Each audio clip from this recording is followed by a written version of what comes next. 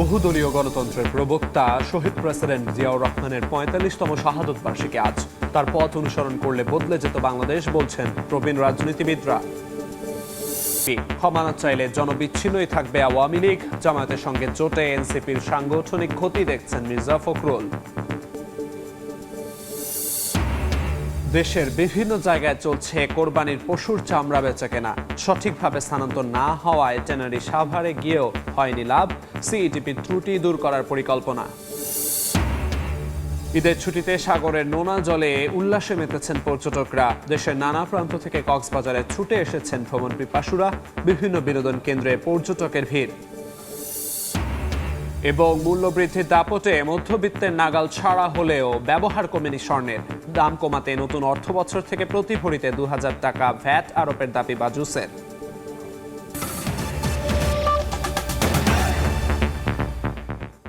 সময় সংবাদের সঙ্গে আছি আমি আমিরুল ইসলাম আলিফ।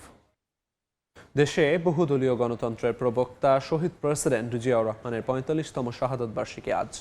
মাত্র ৩.৫ বছরের শাসনে দেশকে ঘুরে দাঁড়ানোর পথ দেখিয়েছিলেন তিনি।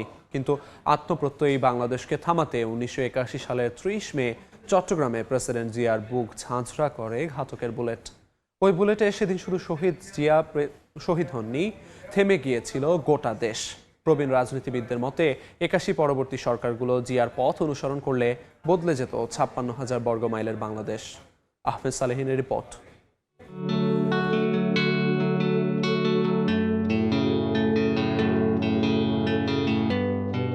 এক বীরের ছুটে চলা পথে, প্রান্তরে, গ্রামগঞ্জে, এ প্রান্ত থেকে অন্য প্রান্ত, দুচোখ ভরা স্বপ্ন শুধু একটি স্বনির্ভর দেশ গড়ার, যার নাম জিয়াউর রহমান। দেশ ছাড়িয়ে যার নাম ছড়িয়েছে বিশ্ব ব্রহ্মাণ্ডে। মাত্র ৩.৫ বছরের শাসনামলে সদ্য যুদ্ধবিধ্বস্ত মাতৃভূমিকে শক্ত ভিতের ওপর দাঁড় করান রাষ্ট্রপতি জিয়াউর রহমান। খাদ্যে স্বয়ংসম্পূর্ণ করতে কৃষিকে প্রাধান্য দিয়ে খাল খনন কর্মসূচি সহ নানামুখী কর্মকাণ্ডে দেশকে নিয়ে যান অনন্য এক পথ চলায়। অর্থনীতির ভিত রচিত হয়েছিল জিয়ার বেশ কয়েকটি পদক্ষেপের ফলে। রিজার্ভের ভাণ্ডার গড়তে বৈদেশিক মুদ্রার ওপর জোর দিয়ে প্রবাসে মানব সম্পদ গড়ে তোলেন তিনি। পোশাক খাতে বিপ্লব ঘটিয়ে দেশকে উন্নীত করেন নতুন শিখরে। শিক্ষাক্ষেত্রে আমূল পরিবর্তনে কমতে থাকে নিরক্ষরতার হার। স্বাস্থ্যসেবায় আধুনিকায়নে সুবিধা ভোগ করেন দেশের মানুষ। একদলীয় শাসন বাকশালের শৃঙ্খল মুক্ত করে দেশে প্রতিষ্ঠা করেন বহুদলীয় গণতন্ত্রের ধারা। স্বপ্নে বিভোর এক রাষ্ট্রনায়ক বিশ্বের দরবারে লাল সবুজের দেশকে চিনিয়েছেন সমৃদ্ধশালী এক ভূখণ্ড হিসেবে। ইরান ইরাক যুদ্ধে তার প্রতিনিধিত্ব বাংলাদেশকে করেছে মহিমান্বিত। জাতীয়তাবাদের আদর্শে সাধারণ মানুষকে উজ্জীবিত হবার দীক্ষা দিয়েছেন জিয়াউর রহমান। বন্ধুত্বপূর্ণ সম্পর্ক বজায় রেখে বাংলাদেশকে প্রাধান্য দিয়ে তিনি গড়েছিলেন স্বাধীন পররাষ্ট্রনীতির ভিত। আঞ্চলিক স্বার্থ রক্ষায় গঠন করেছিলেন সার্ক। হঠাৎ থমকে যায় সেই স্বপ্নিল যাত্রা। ১৯৮১ সালের ৩০ মে চট্টগ্রাম সার্কিট হাউজে কিছু বিপদগামী সেনা সদস্যদের গুলিতে নিহত হন ক্ষণজন্মা মহানায়ক জিয়াউর রহমান। প্রবল জনপ্রিয় এই নেতার শেষ বিদায় আর জানা যায় ঢাকায় ঢল নামে লাখ লাখ মানুষের। জাতীয় সংসদের স্পিকার অবসরপ্রাপ্ত মেজর হাফিজ উদ্দিন আহমদ মনে করেন, শহীদ রাষ্ট্রপতি জিয়াউর রহমান বেঁচে থাকলে বাংলাদেশ আজ উন্নত ও সমৃদ্ধশালী দেশ হিসেবে গড়ে উঠত। আক্ষেপ নিয়ে তিনি বলেন, পরবর্তী সরকারগুলো জিয়ার পথ অনুসরণ করতে পারলে বিশ্ব দরবারে মাথা উঁচু করে দাঁড়াতো ৫৬,০০০ বর্গমাইলের বাংলাদেশ। জিয়াউর রহমান কেবলমাত্র একজন বীর যোদ্ধাই নন, তিনি একজন রাষ্ট্রপতি রূপে জনগণের হৃদয়ে স্থায়ী আসন দখল করেছেন। স্বজনপ্রীতি কখনোই তাকে স্পর্শ করতে পারেনি। মৃত্যুর পর দেখা গেল এই বিশাল দেশে তার কোনো সম্পদই নেই। তার পররাষ্ট্রনীতি ছিল স্বাধীন। বাংলাদেশের জনগণের আশা আকাঙ্ক্ষার প্রতিফলন তিনি প্রত্যেকটি পর্যায়ে ঘটিয়েছিলেন। এই জন্যই জিয়াউর রহমান জনগণের কাছে এতটা প্রিয়। জিয়াউর রহমান বেঁচে থাকলে বাংলাদেশকে অনেক সমৃদ্ধির পথে এগিয়ে নিয়ে যেত। তার মৃত্যুতে আমাদের অপূরণীয় ক্ষতি হয়েছে। বাংলাদেশ একজন সৎ মহান রাষ্ট্রপতিকে হারিয়েছে। শহীদ রাষ্ট্রপতি জিয়াউর রহমানের অনন্য অবদানের সঙ্গে বহুদলীয় গণতন্ত্র প্রতিষ্ঠা করে দল হিসেবে বিএনপি গঠন ছিল এই মহানায়কের অমর কীর্তি। এমনটাই মনে করেন স্পিকার হাফিজ উদ্দিন আহমদ। জিয়াউর রহমান বহুদলীয় গণতন্ত্রের প্রবক্তা। বহুদলীয় গণতন্ত্র তিনি প্রতিষ্ঠা করেছেন। তিনি উপলব্ধি করেছেন যে একটি দেশপ্রেমিক সুদক্ষ রাজনৈতিক দল ছাড়া রাষ্ট্র ব্যবস্থায় গুরুত্বপূর্ণ অবদান রাখা সম্ভব নয়। জাতীয়তাবাদকে প্রতিষ্ঠিত করার জন্যই তিনি বিএনপির সৃষ্টি করেছেন, যে দলটি আজও জনগণের মধ্যে অত্যন্ত জনপ্রিয়তা অর্জন করেছে। তার মতে মুক্তিযুদ্ধে শহীদ রাষ্ট্রপতি জিয়াউর রহমানের ভূমিকা যেমন কালজয়ী বাস্তবতা, তেমনি স্বাধীনতা পরবর্তী দেশ গঠনের ক্ষেত্রেও তার অবদান চিরভাস্বর। আহমেদ সালেহীন, সময় সংবাদ, ঢাকা। কোনো দল নিষিদ্ধের পক্ষে নয় বিএনপি, তবে শেখ হাসিনার নেতৃত্বে আওয়ামী লীগের রাজনীতিতে ফেরার সম্ভাবনা দেখছেন না দলটির মহাসচিব। তার মতে কৃতকর্মের জন্য ক্ষমা না চাইলে দল হিসেবেও জনবিচ্ছিন্নই থেকে যাবে আওয়ামী লীগ। সময় সংবাদের বিশেষ সাক্ষাৎকারে এসব কথা বলেন বিএনপি মহাসচিব মির্জা ফখরুল ইসলাম আলমগীর। এনসিপি প্রসঙ্গে তিনি বলেন, রাজনীতিতে অনেক সম্ভাবনা থাকলেও জামাতের সঙ্গে জোট বেঁধে সাংগঠনিক ক্ষতি হয়েছে তরুণদের দলটির। জনতার গণ অভ্যুত্থান ঠেকাতে চরম নির্মমতা চালায় শেখ হাসিনার সরকার। গুলি করে হত্যা করা হয় হাজারো আন্দোলনকারীকে। এছাড়া 15.5 বছরের টানা শাসনে বিএনপি সহ বিরোধী মত দমনে গুম খুনের আশ্রয় নেয় তারা।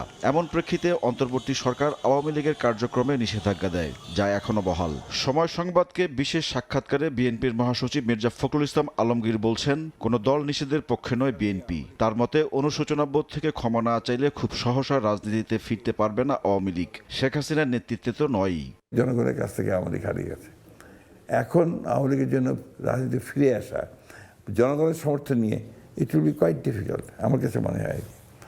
কারণ এখানে একটা বড় রকমের ক্ষতি তাদের হয়ে গেছে, এর জন্য দায়ী তারা নিজেই, অন্য কেউ না। ইন্টারিম গভর্নমেন্ট তাদেরকে নিষিদ্ধ করেছে, আমরা কিন্তু নিষিদ্ধ করিনি। আমরা কোনো দলকে নিষিদ্ধ করার পক্ষেও না। আপনি দেখেছেন জামাত ইসলামকে যখন নিষিদ্ধ করা আওয়ামী লীগ, তখন আমরা তার প্রতিবাদ করেছি, আমরা স্টেটমেন্ট দিয়েছি। আপনি কি মনে করেন শেখ হাসিনার নেতৃত্বে এটা নতুন করে আওয়ামী লীগ শেখ হাসিনা যে ভূমিকা পালন করেছেন তাতে আমার কাছে মনে হয় না আর কি শেখ হাসিনার নেতৃত্বে আবার আওয়ামী লীগ পুনর্গঠিত হবে, এটা না, এটা ডিফিকাল্ট হবে। আওয়ামী লীগ যে একটা অনুশোচনা করবে, এত বড় একটা হত্যাযজ্ঞ তারা ঘটিয়েছে। শেখ হাসিনার একবার বলা যে আমি যা করেছি ভুল করেছি, আপনার রাজনীতিতে কিন্তু ক্ষমা চাওয়ার ব্যাপারটা আছে, সেটা নিতে পারতেন। মির্জা ফখরুল ইসলাম আলমগীর 24-এর অভ্যুত্থান সামনে থেকে নেতৃত্ব দেওয়ার কৃতিত্ব দেন ছাত্রদের। তবে জামায়াতে ইসলামীর সাথে জোট করে ভোটে যাওয়া এনসিপি ঠিক হয়নি বলে মনে করেন তিনি। এনসিপি যদি এককভাবে ইলেকশন করতো তাহলে হয়তো তারা অনেক ভালো করতো এবং তাদের দলের ভবিষ্যৎটা অনেক ভালো হতো। নাও they have been bracketed with জামাত। এই জায়গাটা তাদের জন্য একটা বিপদ আসবে। তারা বিএনপির লোকজনকে নিয়ে যাচ্ছে, তাদের দলের মধ্যে ভর্তি করছে, তারপরে তাদের যে দীনতা এটা প্রকাশ পাচ্ছে। নির্বাচনে জনগণ উদারপন্থী রাজনীতিকে বেছে নিয়েছে উল্লেখ করে মির্জা ফখরুল বলেন, মানুষের আস্থার প্রতিদান দিতে 3.5 মাসে পুরোটাই সফল হয়েছে বিএনপি সরকার। সরকার বহু কাজ করেছে এবং অনেকগুলো ভালো কাজ হয়েছে এবং কোথাও ব্যর্থতা আমি সেভাবে হাম তো আপনার ইন্টারিম গভর্নমেন্টের টিকা না দেওয়ার ফলে হাম এইভাবে ছড়িয়ে পড়েছে। এটা এই সরকার চেষ্টা করছে, সরকার যে প্রাণপণে চেষ্টা করছে।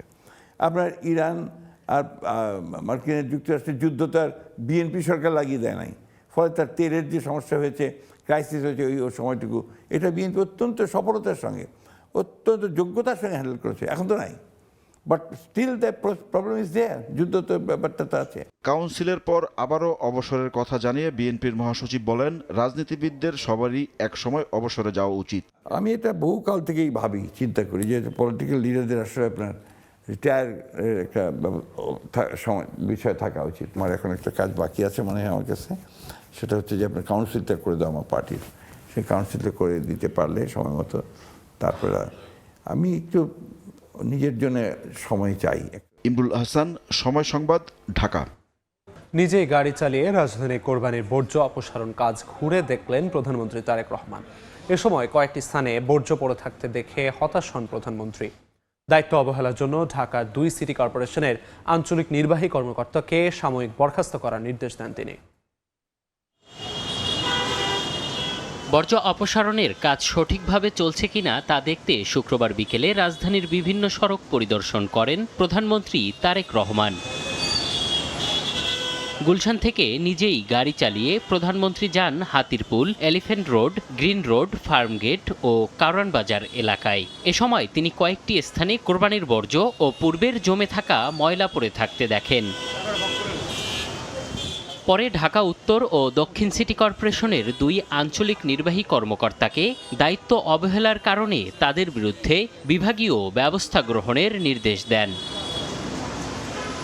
প্রধানমন্ত্রীর নির্দেশক্রমে তাৎক্ষণিকভাবে তাদের জনপ্রশাসন মন্ত্রণালয়ে ন্যস্ত ও সাময়িক বরখাস্ত করা হয়। বরখাস্তকৃত আঞ্চলিক কর্মকর্তারা হলেন ঢাকা উত্তর সিটি কর্পোরেশনের জোন 5-এর আঞ্চলিক নির্বাহী কর্মকর্তা মোহাম্মদ সাদিকুর রহমান এবং ঢাকা দক্ষিণ সিটি কর্পোরেশনের জোন 1-এর আঞ্চলিক নির্বাহী কর্মকর্তা কাজী সালেহ মুস্তানজির।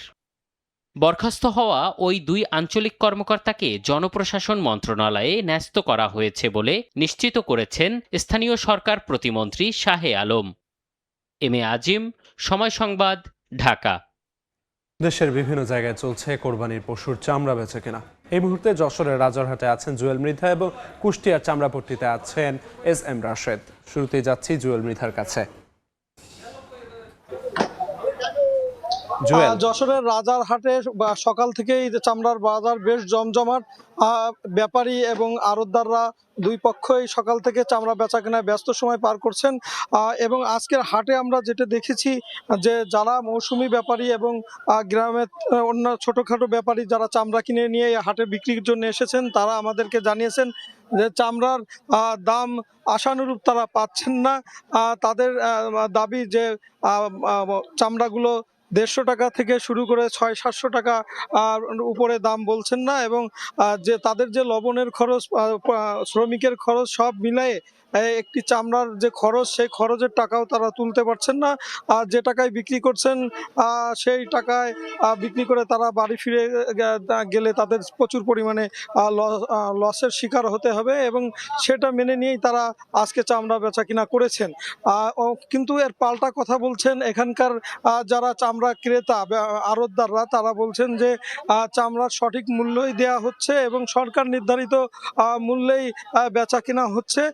তারা আমাদেরকে জানিয়েছেন যে মান ভেদে চামড়ার দাম ওঠানামা করে। যে চামড়াটা নিম্নমানের সেই চামড়ার দাম খুব কম, এবং যে চামড়াটা একটু ভালো মানের সেই চামড়াটা ভালো দামেই বিক্রি হচ্ছে। এবং তারা আমাদেরকে জানিয়েছেন যে মৌসুমি ব্যাপারী যারা, তারা আসলে সঠিকভাবে চামড়াটা ক্রয় করতে পারে না বলেই তাদের লোকসানের শিকার হতে হয়। কারণ এবছর অ্যানথ্রাক্স এবং করোনা নামক একটি রোগের কথা বলছেন, যে রোগের কারণে চামড়াগুলো ক্ষতিগ্রস্ত এবং অধিকাংশ চামড়াই কাটা ছেঁড়া, যে কারণে চামড়ার দাম কম। যে চামড়াটা একটু বড় ভালো সেইটা কিন্তু সর্বোচ্চ 900-1000 টাকা পর্যন্ত টাকায় বিক্রি হয়েছে চামড়া। এবং এখানকার ব্যবসায়ীরা বলছে যে এই আজকের হাটে যেহেতু আমদানি কম, সামনের হাটগুলোতে ভালো চামড়া আসবে এবং আমদানি বাড়বে, সেই ক্ষেত্রে ভালো দামও পাবেন ব্যবসায়ীরা, এমনটাই প্রত্যাশা করছেন। এই ছিল আমার কাছে সর্বশেষ। কুষ্টিয়ার চামড়ার আড়তে আছেন সহকর্মী রাশেদ, আমরা চলে যাচ্ছি তার কাছে। হ্যাঁ, কুষ্টিয়ায় স্থানীয়ভাবে চামড়া সংগ্রহ কিন্তু তারা কাজ শেষ করেছে, বিশেষ করে কুষ্টিয়ার চামড়াপট্টিতে। এবং ইতিমধ্যে তারা কিন্তু কুষ্টিয়া শুধু চামড়াপট্টিতে স্থানীয়ভাবে প্রায় 1.5 লক্ষ পশুর চামড়া, বিশেষ ছাগল এবং গরুর চামড়া সংগ্রহ করেছে কুষ্টিয়ার চামড়া ব্যবসায়ীরা। এবং ইতিমধ্যে যে আশেপাশে বিভিন্ন জেলা থেকে তারা আজ দুপুরের পর থেকে চামড়া সংগ্রহ করবে বলে আমাদেরকে জানিয়েছেন চামড়া ব্যবসায়ীরা। বিশেষ করে যেসব অঞ্চলে হাট রয়েছে, বিশেষ করে পাবনা এবং ঝিনাইদহ, চুয়াডাঙ্গা, মেহেরপুরের থেকে চামড়া আসবে এই কুষ্টিয়ার চামড়ার মোকামে। তবে এবার কিন্তু চামড়ার একটি সমস্যা দেখা দিয়েছে, যেটি এখন কিন্তু বিশেষ করে চামড়ায় কিন্তু এক প্রকার চর্মরোগের দেখা যাচ্ছে। তাতে প্রায় কিন্তু কুষ্টিয়ায় এই চামড়াপট্টিতে প্রায় 35% চামড়া নষ্ট হয়ে যাবে বলে আমাদেরকে জানিয়েছেন কুষ্টিয়ার চামড়া ব্যবসায়ীরা। বিশেষ করে মৌসুমী ব্যবসায়ীরা না বুঝে, না চিনে এবং কোয়ালিটি সম্পূর্ণ চামড়া না কেনার কারণে কিন্তু এই সমস্যাটা সম্মুখীন হবে কুষ্টিয়ার চামড়া ব্যবসায়ীরা। তবে যেটি একটি পক জাতীয় রোগের কারণে চামড়া বিষয়ে আসলে সরকারকে বিশেষভাবে নজর দেওয়ার দাবি জানিয়েছে, যেহেতু এটি জাতীয় সম্পদ চামড়া। তবে এটা যদি না করতে থাকে তাহলে কিন্তু চামড়া অনেক নষ্ট হবে বলে আমাদেরকে জানিয়েছেন কুষ্টিয়া চামড়া ব্যবসায়ী। তবে কুষ্টিয়া চামড়ার আকার ও প্রকার ভেদে কিন্তু মান ভেদে ছাগলের চামড়া 40 থেকে 60 টাকা বিক্রি হচ্ছে এবং গরুর চামড়া বিক্রি হচ্ছে 200 থেকে 1200 টাকা পর্যন্ত। তো কুষ্টিয়া চামড়াপট্টি থেকে চামড়ার দাম এবং সংগ্রহ নিয়ে এই ছিল আমার কাছে সর্বশেষ তথ্য। দেশজুড়ে চামড়া বেচা কেনার সবশেষ খবরাখবর জানাচ্ছিলেন সহকর্মীরা। লাভ হয়নি হাজারীবাগের ট্যানারি সাভারেকেও, সঠিকভাবে স্থানান্তর না করার কারণেই মেলেনি সুফল, এমন দাবি করে এবার সিইটিপি ত্রুটি দূর করে চামড়াজাত পণ্যের বিশ্ব বাজার ধরার কথা জানিয়েছেন শিল্পমন্ত্রী। তবে সেই চলার পথে ভালো মানের কাঁচামালের যোগান নিশ্চিতে লাম্পি সহ নানা রোগের প্রকোপ থেকে গবাদি পশুকে রক্ষা করতে প্রাণী সম্পদ অধিদপ্তরকে এগিয়ে আসার তাগিদ বাংলাদেশ ট্যানার্স অ্যাসোসিয়েশন বিটি এর। প্রায় এক দশক হতে যাচ্ছে হাজারীবাগ থেকে সাভারে চামড়া শিল্প স্থানান্তরের, কিন্তু এখনো মুক্তি মিলেনি পরিবেশ দূষণের দায় থেকে। ঢাকঢোল পিটিয়ে কেন্দ্রীয় বর্জ্য শোধনাগার চালু করা হলেও তা আনতে পারেনি একটিও এলডব্লিউজি সনদ। ফলে ধুকে ধুকে চলা এই শিল্পে সুদিন তো আসেইনি, বরং প্রতিনিয়ত মূল্য হারাতে হচ্ছে প্রতিযোগিতার বিশ্ববাজারে। স্ট্রাগল করতেছি সার্ভাইভ করার জন্য। আমাদের জন্য বড় চ্যালেঞ্জ এই যে কেমিক্যাল কস্ট প্লাস আমার যে আদার্স কস্ট, এটাকে মিনিমাইজ করা। আমি তো যার কারণে চামড়ার কিন্তু মূল্য এই কারণেই আমরা কম দিয়ে কিনতে হয়। এমন পরিস্থিতির মধ্যেই কোরবানির পশুর চামড়া সংরক্ষণের খোঁজ নিতে সাভার চামড়া শিল্প নগরী পরিদর্শন শেষে শিল্পমন্ত্রী জানান, স্থানান্তরের দরকার ছিল, তবে দরকারি সব পদক্ষেপ না নিয়ে তা করায় বিপাকে পড়েছে রফতানি আয়ের দ্বিতীয় শীর্ষ এই খাতটি। ট্যানারিগুলি স্থানান্তরটা সিদ্ধান্তটা ঠিক ছিল, কিন্তু যেভাবে স্থানান্তর হয়েছে সেই ব্যবস্থাপনাটা ছিল একটা ক্লাসিক কেস অফ মিসম্যানেজমেন্ট, যেই কারণে না বর্জ্য পরিশোধনাগারটা যে প্রজেক্টেড ক্যাপাসিটি ছিল সেই ক্যাপাসিটিতে ফাংশনাল আছে, আর না যারা এসেছে তারা প্রত্যেকে জীবিত থাকতে পেরেছে। তবে শিগগিরই সংকট কাটাতে সব উদ্যোগী নিচ্ছে সরকার। অনুমোদন দেয়া হচ্ছে ব্যক্তি উদ্যোগে ট্যানারিতে বর্জ্য শোধনাগার তৈরির, আর নতুন এই উদ্যমে চামড়াজাত পণ্য ও জুতার বাজার ধরার পরিকল্পনার কথা জানান তিনি। আগ্রহ এবং সক্ষমতা যারা হারিয়ে ফেলেছে সেই সব জায়গায় কিভাবে নতুন বিনিয়োগকারীকে আনা যায়, এই প্রত্যেকটা জিনিস নিয়ে আমরা কাজ করছি। চামড়া না, চামড়াজাত পণ্য হচ্ছে রপ্তানি আমাদের লক্ষ্য, যাতে আমরা কর্মসংস্থান সৃষ্টি করতে পারি, উচ্চ বৈদেশিক মুদ্রা অর্জন করতে পারি। 10-12 বিলিয়ন ডলারের একটা রপ্তানি খাতে পরিণত হওয়ার সব পটেনশিয়াল এই সেক্টরটার আছে। তবে দেশীয় যে কাঁচামালের যোগানে ভর দিয়ে চামড়া শিল্পকে এগিয়ে নিয়ে যাওয়ার পরিকল্পনার কথা জানান শিল্পমন্ত্রী। লাম্পি রোগ বেড়ে যাওয়ায় সেই গবাদি পশুর যত্নে প্রাণী সম্পদ মন্ত্রণালয়কে এগিয়ে আসার তাগিদ দিচ্ছেন শিল্প মালিকরা। ফাইনাল প্রোডাক্টটা যে সময় আমরা তৈরি করি ওই সময় কিন্তু আমরা এই লাম্পি ডিজিজ প্রায় 20-25% পাচ্ছি। এটা কিন্তু কোনো কাজে আসে না আমি অর্থাৎ আমার এটা ডাম্পিং করে দিতে হয়, আমার কেমিক্যাল কস্টও আমার লস হয়। এই এলএসডি প্রতিরোধে আপনার যে প্রাণী সম্পদ মন্ত্রণালয় অ্যাজ সুন অ্যাজ পসিবল আপনার এই টিকার আওতায় আনার দরকার গবাদি পশুগুলো। ইপিবির তথ্য, প্রক্রিয়াজাত চামড়া রফতানি আয় কমে যেখানে গেল অর্থ বছরে এসেছে প্রায় 11 কোটি ডলার, সেখানে চামড়াজাত পণ্য থেকে প্রায় 33 কোটি ও পাদুকা থেকে এসেছে 55 কোটি ডলারের বেশি রফতানি আয়। কামরুল হাসান সবুজ, সময় সংবাদ, ঢাকা। সময় সংবাদে আরও থাকছে, চট্টগ্রামে গরু মহিষের ফেলে দেয়া নাড়ি ভুঁড়ি থেকে আয় হচ্ছে বৈদেশিক মুদ্রা। বছরে রফতানি আয় 300 কোটি টাকা। গন্তব্য চীন, হংকং, থাইল্যান্ড ও ভিয়েতনাম সহ বিভিন্ন দেশ।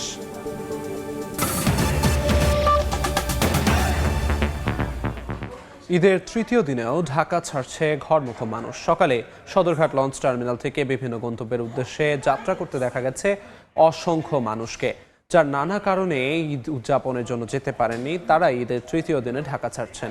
আবার অনেকেই ছুটি শেষ হওয়ার আগেই ফিরছেন রাজধানীতে। তবে সদরঘাট লঞ্চ টার্মিনালে ভেড়া লঞ্চগুলোতে যাত্রী তুলনামূলক কম।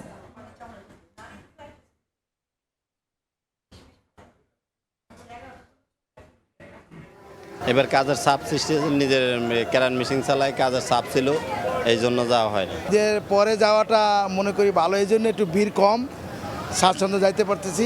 ঈদের পরে যাওয়াটা ভালো, সবচেয়ে পোলাপান হয়ে গেলে বেটার, সবচেয়ে ভালো। মা বাপ নিয়ে ঈদ করছে, খুব সুন্দর, মজা হয়েছে অনেক।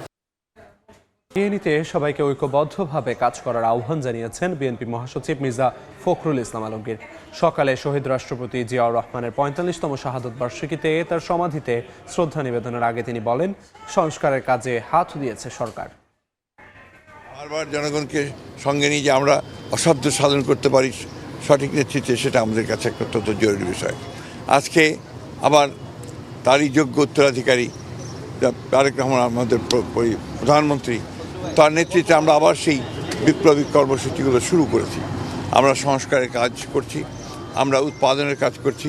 আমাদের ফ্যামিলি কার্ড, কৃষক কার্ড, খাল খনন কর্মসূচি বাংলাদেশে ইতিমধ্যে একটা আলোড়ন সৃষ্টি করেছে। আমরা তাই আজকের এই দিনটিকে বারবার করে স্মরণ করতে চাই। EDF Aluminium, redefine possibilities. Eid আনন্দে মাতোয়ারা দেশ। সাগরের নোনা জলে উল্লাসে মেতেছেন পর্যটকরা। বিস্তারিত জানাতে কক্সবাজার সৈকতের সুগন্ধা পয়েন্টে আছেন সুজাউদ্দিন রুবেল এবং কুয়াকাটা থেকে যুক্ত হচ্ছে সহকর্মী শিকদার জাবির হোসেন। শুরুতে যাচ্ছি রুবেলের কাছে। তীব্র গরম পড়ছে, এই তীব্র গরমের মাঝেও কিন্তু কক্সবাজার সমুদ্র তীরে আনন্দ উৎসব বয়ে যাচ্ছে। বিপুল সংখ্যক মানুষ এখন ভিড় করছে। গত 2 দিনের তুলনায় আজকে কয়েক গুণ বেশি পর্যটক এখন কক্সবাজারে অবস্থান করছে। আমরা লক্ষ্য করছি সকাল থেকে দলে দলে বিপুল সংখ্যক পর্যটক সমুদ্র সৈকতে লাবণী, কলাতলি, সুগন্ধা থেকে শুরু করে শৈবাল এবং দরিয়ানগর সব পয়েন্টে কিন্তু মানুষের উপচে পড়া ভিড়। যেহেতু তীব্র গরম পড়ছে সেই কারণে আমরা লক্ষ্য করছি বালিয়াড়ি পেরিয়ে পর্যটকরা সমুদ্রে যে নোনা জল, সেই নোনা জলে নেমে পড়েছে। সাগর উত্তাল রয়েছে, সেই উত্তাল সাগরও মানছেন না দেশের দূর দূরান্ত থেকে আসা মানুষরা। আমরা লক্ষ্য করছি পরিবার পরিজন বা প্রিয়জনকে সঙ্গে নিয়ে ঢেউয়ের খেলায় যা তারা মেতে রয়েছেন। অনেকে টিউবে গা ভাসাচ্ছেন, আবার অনেকে আমরা দেখছি সমুদ্রে যে ঢেউ আসছে সেই ঢেউয়ের সঙ্গে লাপালাপি করে তাদের যে আনন্দঘন ঈদ মুহূর্তগুলো সেই মুহূর্তগুলো পার করছেন। অনেকের সঙ্গে কথা বলেছি, তারা যে বিষয়টি বলছে দালানকুটা শহরে অনেক সময় বন্দী হয়ে যায়, এই যে টানা ছুটি তারা পান না। ঈদের যে টানা ছুটিগুলো পান সেই টানা ছুটিগুলোতে কক্সবাজারে ছুটে আসেন এবং ছুটে এসে তারা যে খোলা আকাশ, বিশাল সাগর, সেই বিশাল সাগরে তারা আনন্দে মেতে থাকেন, সেই বিষয়টি তারা উল্লেখ করছেন। অনেকে বলছেন 3 দিনের জন্য এসেছে, আবার অনেকে বলছে 5 দিনের জন্য এসেছে। সব কিছু মিলিয়ে উৎসবের আমেজ সৈকত নগরী কক্সবাজার। আমরা দেখতে পাচ্ছি কেউ জেটস্কি রয়েছে, জেটস্কি যুগে গভীর সাগরে ঘুরতে যাচ্ছে, আবার অনেকেই দেখছি বিচ বাইক রয়েছে, সে বিচ বাইকে বালিয়াড়িতে ঘুরছে, ঘোড়ার পিঠে চড়ছে, অনেকে ছবি তুলছে। প্রিয় মুহূর্তগুলো ক্যামেরা ফ্রেমে বন্দি করতে ব্যস্ত হয়ে পড়েছেন। সকাল থেকে আমরা সেই বিষয়টি লক্ষ্য করছি। তবে এখানে চোখে পড়ার মতো হচ্ছে যে শিশুদের যে আনন্দ, ঈদ আনন্দ, সেটি দেখার মতো। তবে বিপুল সংখ্যক এই পর্যটকের নিরাপত্তা নিশ্চিতে লাইফগার্ড, যে 27 জন লাইফগার্ড 3টি পয়েন্টে এখন 1.5 থেকে 2 লাখ পর্যটক সমুদ্র স্নান করছে। সেই সমুদ্র স্নানে মাত্র 27 জন লাইফগার্ড কর্মী তাদের দায়িত্ব পালন করতে হিমশিম খেতে হচ্ছে বলে আমাদেরকে জানিয়েছেন। অন্যদিকে ট্যুরিস্ট পুলিশও নিরাপত্তায় নিয়োজিত রয়েছে। তো এই ছিল আমার কাছে সৈকত থেকে সব শেষ। এখন আমরা চলে যাচ্ছি কুয়াকাটা সৈকতে আমাদের সহকর্মী শিকদার জাবির হোসেনের কাছে। সূর্যোদয় সূর্যাস্তের বেলাভূমি কুয়াকাটা সমুদ্র সৈকতে দেশের বিভিন্ন প্রান্ত থেকে বেড়াতে এসেছেন পর্যটকরা। এই মুহূর্তে আমরা দেখতে পাচ্ছি সৈকতের বালিয়াড়িতে নাচে গানে বিভিন্নভাবে আনন্দ উল্লাসে মেতেছেন নানা বয়সী পর্যটকরা। এখন যেহেতু প্রখর রোদের তীব্রতার কারণে পর্যটকরা বেছে নিয়েছেন সমুদ্র স্নানকে। সমুদ্র স্নানে মেতেছেন নানা বয়সী মানুষ, শিশু কিশোররা বিভিন্নভাবে খেলাধুলা করছেন এবং অন্যান্য বয়সীরাও কিন্তু এখানে খেলাধুলায় মেতেছেন সমুদ্র সৈকতে। বিশেষ করে প্রখর রোদ এবং ভ্যাপসা গরম থেকে বাঁচতে সবাই এখন সমুদ্রে ছুটে এসেছেন। আমরা দেখতে পাচ্ছি যে এই মুহূর্তে সমুদ্রে বড় বড় ঢেউ আছড়ে পড়ছে, আর এই ঢেউয়ের সঙ্গে দোল খাচ্ছেন এখানকার পর্যটকরা। মূলত কুয়াকাটা সমুদ্র সৈকত বিখ্যাত সমুদ্রের ঢেউ আর ঢেউয়ের গর্জন, আর একই স্থানে দাঁড়িয়ে সূর্যোদয় সূর্যাস্ত দেখার জন্য প্রতি বছরই ঈদের ছুটি কিংবা সাপ্তাহিক ছুটিগুলোতে এখানে পর্যটকদের উপচে পড়া ভিড় দেখা যায়। এবছরও ভিড় কিছুটা বেড়েছে, তবে গত বছর আমরা যেভাবে দেখেছি ভিড় সেভাবে কিন্তু এবছর দেখা যাচ্ছে না। তবে গতকালের চেয়ে আজ পর্যটকের সংখ্যা বাড়তে শুরু করেছে। সকালে যে পরিমাণ পর্যটক আমরা দেখেছি, বেলা বাড়ার সঙ্গে সঙ্গে পর্যটকের সংখ্যাও কিন্তু বাড়তেছে। এখানকার যে পর্যটন সংশ্লিষ্ট ব্যবসায়ীরা রয়েছেন তারা বলছেন যে সময় যত বাড়বে ততই পর্যটকের সংখ্যাও বাড়তে থাকবে। আজকে গতকালের চেয়ে পর্যটকের সংখ্যা বেড়েছে, পাশাপাশি হোটেল মোটেল বুকিংয়ের সংখ্যাও কিন্তু বেড়েছে। এখানকার যে ভিআইপি হোটেলগুলো রয়েছে, প্রথম শ্রেণীর যে হোটেলগুলো রয়েছে, সেই হোটেলগুলো আজকে 80 থেকে 100 ভাগ বুকিং রয়েছে। আর গতকালকে কিন্তু যেটি ছিল একেবারেই অনেকটা কম ছিল পর্যটকের সংখ্যা, আজকে কিন্তু তার তুলনায় অনেক বেশি। আজকে এই পর্যটকের সংখ্যা আরও বেশি বাড়তে পারে। সূর্যাস্ত যখন যাবে শেষ বিকেলে, সূর্যাস্তের সময় পর্যটক আরও বাড়তে পারে, কারণ কুয়াকাটা যেহেতু একই স্থানে দাঁড়িয়ে সূর্যোদয় সূর্যাস্তের জন্য বিখ্যাত, সে কারণে শেষ বিকেলে পর্যটকের সংখ্যা বাড়বে সেই প্রত্যাশাই তারা করছেন। তো এতটুকু ছিল আমার কাছে কুয়াকাটা থেকে সব শেষ। কুয়াকাটা ও কক্সবাজার থেকে ঈদ আনন্দের খবর জানাচ্ছিলেন সহকর্মীরা। সময় সংবাদে আরও থাকছে, ভারতে থাকা ২৫০০-এর বেশি অবৈধ বাংলাদেশের নামের তালিকা দিল নয়াদিল্লি। যাচাইয়ের কাজ দ্রুত শেষ করার তাগিদ, দ্বিপাক্ষিক চুক্তির আওতায় পাঠানো হবে ফেরত। গরু মহিষের ফেলে দেয়া নাড়ি ভুঁড়ি বা ওমাজম রফতানিতে বছরে আয় প্রায় ৩০০ কোটি টাকা। চট্টগ্রাম নগরীর আতুরা ডিপো থেকে চীন, হংকং, থাইল্যান্ড ও ভিয়েতনাম সহ বিভিন্ন দেশে রফতানি করেন ব্যবসায়ীরা। উন্নত মানের স্যুপ ও সালাদ তৈরিতে ব্যবহার হয় এই ওমাজম। অনেক বিশ্বাসের ছবিতে শফিকুল আলমের রিপোর্ট। প্রতি পরতে পরতে মাখা হচ্ছে লবণ, তারপর সংরক্ষণ। এই উচ্ছিষ্টের নাম ওমাজম। চট্টগ্রাম নগরীর চামড়ার আড়ত আতুরার ডিপুতে দল বেঁধে শ্রমিকরা কোরবানির মৌসুমে এই কাজ করছেন। একসময় গরু মহিষের এই নাড়িবুড়ি বা ওমাজম ফেলে দেয়া হতো খাল বিলে, এখন করা হচ্ছে বিদেশে রফতানি।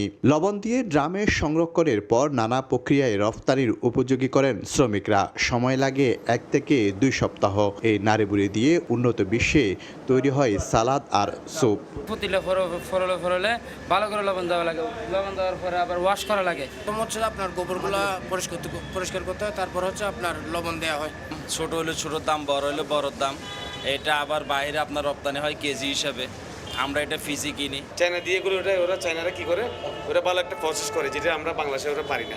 20 বছর আগে মোহাম্মদ ইলিয়াস নামে এক ব্যবসায়ী প্রথমে চট্টগ্রাম থেকে শুরু করে ওমাজম রপ্তানি। আতুরা ডিপো ঘিরে বর্তমানে 8 থেকে 10 জন রপ্তানিকারক ও 30 জন সাপ্লায়ার ও কয়েক হাজার শ্রমিক জড়িত এ খাতে। যদি 1 টন মাল বিক্রি করি বা 600-700 টাকা বিক্রি যদি করি, এটা হচ্ছে 7 লাখ 8 লাখ টাকা বিক্রি হয়। 7 লাখ টাকা করে বিক্রি হলে আপনার 28 টনে কত হয়? 1 টন হচ্ছে 80 কোটি, 3 কোটির প্লাস। তো 3 কোটির প্লাস হলে যদি একটা মাসে যদি 10টা যায়, 3 কোটিতে 33 কোটি, তো বছরে কত যায়? প্রায় 300 কোটির উপরে যায়। কোনো দেশের কোনো কিছু লাগে না, দেশীয় লবণ দিয়ে ওইটা আপনার বিদেশে রপ্তানি হয়। বাংলাদেশে অনেক বিলিয়ন ডলার টাকা আসতেছে। বছরে 50 থেকে 60 কন্টেইনার ওমাজম চট্টগ্রাম বন্দর দিয়ে রপ্তানি হয় চীন, হংকং, ভিয়েতনাম সহ নানা দেশে, যার বাজার মূল্য অন্তত 300 কোটি টাকা। শফিকুল আলম, সময় সংবাদ, চট্টগ্রাম। দেখছেন সময় সংবাদ। দাম বেড়ে মধ্যবিত্তের নাগাল ছাড়া হলেও ব্যবহার কমেনি স্বর্ণের। তাও আবার বিশ্ববাজারের তুলনায় খানিকটা বেশি দামে মূল্যবান এই ধাতু কিনতে হয় দেশে, যা মন্দায় ফেলেছে ব্যবসাকে। এমন চিত্র তুলে ধরে খুচরা পর্যায়ে স্বর্ণের দাম কমাতে শতকরা 5% হারে নয়, আগামী অর্থবছর থেকে ভরিতে 2000 টাকা ভ্যাট আরোপের দাবি বাজুসের। সেই সঙ্গে স্বর্ণালংকারের রফতানি বাজার ধরতে স্বর্ণ আমদানি সহজ করার তাগিদ সংগঠনটির। কামরুল হাসান সবুজের রিপোর্ট। স্বর্ণ যেন সোনার হরিণ হয়ে ছুটছে অলংকারের বাজারে। শুধু সৌন্দর্য বৃদ্ধিই নয়, লাভজনক উপায়ে দেশের রিজার্ভ মজুদের কদর ধরে রাখার পাশাপাশি অস্থিতিশীল বিশ্ববাজারে বাজির ঘোড়াও হয়ে ওঠে এই মূল্যবান ধাতু। বিশ্ববাজারের সঙ্গে দাম সমন্বয় করতে গিয়ে চলতি বছরের প্রথম 29 দিনে 1 ভরি স্বর্ণের দাম প্রায় 62,000 টাকা বেড়ে হয়েছিল 2,86,000 টাকা। এরপর অবশ্য ওঠানামায় দিন পার করে গেল 25 মেতে হয়েছে 2,38,000 টাকা। অথচ 2021 সালের শুরুতে তা মিলেছে 75,000 টাকার নিচে। এমন দাম বৃদ্ধির সঙ্গে না পেরে প্রত্যাশার পারদি আর উপরে তোলেন না অনেক ক্রেতা। ইচ্ছা করলে 1 ভরি ওজনে একটা স্বর্ণ কিনতে পারবেন না। ব্যবসার অবস্থা এখন খুবই খারাপ। আজকে কমা কালকে বাড়া, এই ইস্যুগুলোর কারণে কাস্টমারও কম। 5% ভ্যাট, কাস্টমাররা এটাও অ্যাফোর্ড করতে পারে না। বাজার বাস্তবতায় মধ্যবিত্তের হাতছাড়া হলেও স্বর্ণের ব্যবহার আসলে মোটের উপরও কমেনি বলে দাবি করে বাজুস বলছে, বেড়েছে বিদেশ থেকে অলংকার নিয়ে আসার প্রবণতা। বিদেশের থেকে আমাদের দেশের স্বর্ণ মূল্য এত ডিফারেন্স কেন? ধরেন আমি 1 ভরি স্বর্ণ আপনি আমদানি করলেন, 5000 টাকাই ধরলাম, এটা হলে কি আমার আমদানি খরচ। ডিলারের কাছ থেকে আনার সময় আমাকে 12,500 টাকা ভ্যাট দিতে হচ্ছে, 5%, যেটা আজকের বাজার যদি আমি 2.5 লাখ টাকা ধরি। আবার যখন আমি কাস্টমারের কাছে বিক্রি করব অলংকার তৈরি করে, তখন কাস্টমারের কাছ থেকে আবার 12,500 টাকা 5% আমি আদায় করে সেটা গভর্নমেন্টের কোষাগারে জমা দিতে হবে। ডিলারও কোনো 1 টাকা প্রফিট করেন নাই, আমি খুচরা বিক্রেতা, আমারও কিন্তু কোনো প্রফিট আমি। আন্তর্জাতিক বাজারের থেকে স্বর্ণের মূল্য, অলংকারের মূল্য ডিফারেন্স হয়ে যাচ্ছে আপনার কত? 30,000 টাকা। এটা সম্পূর্ণ দায়ীকে সরকার। একই রকম তথ্য দিচ্ছে ওয়ার্ল্ড গোল্ড কাউন্সিলও। সংগঠনটির পরিসংখ্যান 2024 সালে বিশ্বে দৈনিক গড়ে $230 বিলিয়ন স্বর্ণ লেনদেন হলেও 2025-এ তা দাঁড়ায় $354 বিলিয়ন। এভাবে বেড়ে চলে বর্তমানে $31 ট্রিলিয়ন মূল্যের স্বর্ণের আন্তর্জাতিক বাজারে 44% যোগান দেয় বিভিন্ন দেশের স্বর্ণালংকার। সম্ভাবনার এই বাজার ধরতে স্বর্ণ আমদানিতে নীতি জটিলতা দূর করার তাগিদ বাজুসের। ইম্পোর্ট কস্ট বেশি, এখানে আপনার ভ্যাটের সমস্যা, 16টা বা 18টা সংস্থার উপস্থিতিতেই স্বর্ণটাকে আপনাকে এই খালাস করতে হয়। এই সমস্ত জটিলতার কারণে প্রায় অসম্ভব একজন আমদানিকারককে বা একজন ডিলারকে এই স্বর্ণ আমদানি করা। তবে দেশের ক্রেতাকে বঞ্চিত করে বিদেশের বাজার ধরতে চান না ব্যবসায়ীরা, তাই তো মধ্যবিত্তের হাতে উচ্চ মূল্যের স্বর্ণালংকার তুলে দিতে আসছে বাজেটে 5% হারে ভ্যাট বাতিল করে ভরিতে 2000 টাকা করার দাবি সংগঠনটির। 5% ভ্যাট আদায় করার পদ্ধতি এখন বলবৎ আছে। আমরা এটাকে পরিবর্তন চাচ্ছি, সেটা হলো গিয়ে আপনার পার্সেন্টেজে না গিয়ে প্রতি ভরিতে 2000 টাকা ভ্যাট আদায় করা হোক। এই অবস্থায় সম্ভাবনা বিবেচনায় সরকারকে নীতি কৌশল সাজানোর পরামর্শ অর্থনীতিবিদদের। রপ্তানির ক্ষেত্রে ব্যবহার করার জন্য যে আমদানি, তো সেটাকে সহজ করতে হবে এবং একই সঙ্গে এখানে যে ভ্যাট রয়েছে সেটা 5% থেকে কমিয়ে ইফেক্টিভলি কনসিডার করতে হবে। আমদানি না হওয়ায় বর্তমানে দেশে স্বর্ণের ঠিক কি পরিমাণ চাহিদা রয়েছে অনুমান নির্ভর ছাড়া সুনির্দিষ্ট কোনো তথ্য নেই বলেও জানিয়েছে বাজুস। কামরুল হাসান সবুজ, সময় সংবাদ, ঢাকা। ভারতে অবৈধভাবে থাকা 2680 জনের বেশি বাংলাদেশি তালিকা ঢাকাকে হস্তান্তর করেছে নয়াদিল্লি। শুক্রবার সংবাদ সম্মেলনে বিষয়টি জানায় দেশটির পররাষ্ট্র মন্ত্রণালয়। 5 বছরেরও বেশি সময় ধরে ঝুলে থাকা এই জাতীয়তা যাচাইয়ের কাজ দ্রুত শেষ করার তাগিদ দিয়েছে তারা। মন্ত্রণালয়ের মুখপাত্র রণধীর জয়সওয়াল জানিয়েছেন, যাচাই প্রক্রিয়া শেষ হওয়া মাত্রই দ্বিপাক্ষিক চুক্তির আওতায় অবৈধ বাংলাদেশিদের দেশে ফেরত পাঠানো হবে। ভারতে যেসব অবৈধ নাগরিক অবস্থান করছেন তাদের সবার বিরুদ্ধে আইন অনুযায়ী ব্যবস্থা নেওয়া হবে। এখন বাংলাদেশের ক্ষেত্রে বলতে গেলে আমি আপনাদের আগেও যেমনটা জানিয়েছিলাম, আমরা 2680টিরও বেশি কেস বাংলাদেশের কাছে পাঠিয়েছি, যাতে তারা ওই ব্যক্তিদের জাতীয়তা যাচাই করে দেখতে পারে যাদের নামের তালিকা আমরা হস্তান্তর করেছি। আর একবার এই জাতীয়তা যাচাইয়ের কাজ শেষ হয়ে গেলে আমরা বাংলাদেশের এই নাগরিকদের ফেরত পাঠাতে সক্ষম হব। এ পর্যায়ে শীর্ষ সংবাদগুলো জানিয়ে দিচ্ছি আরেকবার। বহুদলীয় গণতন্ত্রের প্রবক্তা শহীদ প্রেসিডেন্ট জিয়াউর রহমানের 45তম শাহাদাত বার্ষিকী আজ। তার পথ অনুসরণ করলে বদলে যেত বাংলাদেশ, বলছেন প্রবীণ রাজনীতিবিদরা। ক্ষমা না চাইলে জনবিচ্ছিন্নই থাকবে আওয়ামী লীগ। জামায়াতের সঙ্গে জোটে এনসিপির সাংগঠনিক ক্ষতি দেখছেন মির্জা ফখরুল। এবং দেশের বিভিন্ন জায়গায় চলছে কোরবানির পশুর চামড়া বেচাকেনা। সঠিকভাবে স্থানান্তর না হওয়ায় ট্যানারি সাভারে গিয়েও হয়নি লাভ। সিইটিপি ত্রুটি দূর করার পরিকল্পনা।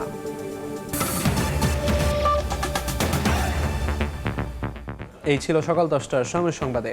এ সময়ের বাণিজ্য নিয়ে আসছি কিছুক্ষণ পর। সঙ্গে থাকুন সময়ের।